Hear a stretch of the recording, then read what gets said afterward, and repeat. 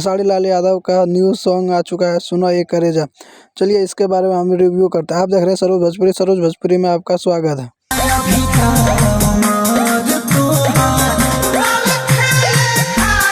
आप लोग नहीं सुने तो जाइए निमन भोजपुरी पे जाके सुनिए खेसारी लाल यादव का न्यू सुनो ये करेजा।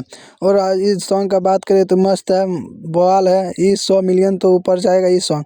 इसमें खेसारी लाल और कल्याणी सिंह इसमें नज़र आ रही है। और बात करें खेसारी लाल यादव का सॉन्ग के बारे में तो इस सॉन्ग तो बवाल है। आप लोग नहीं सुने तो जाइए निमन भोजपुरी पे सुन लीजिए। इस सॉन्ग का क्या बात करें, वीडियो क्वालिटी मस्त है, बवाल है भाई साहब। इसमें डांस तो मस्त है, खेसारी लाल यादव का डांस। जो खेसारी फैन है तो प्लीज़ जाके देखिए खेसारी लाल यादव का।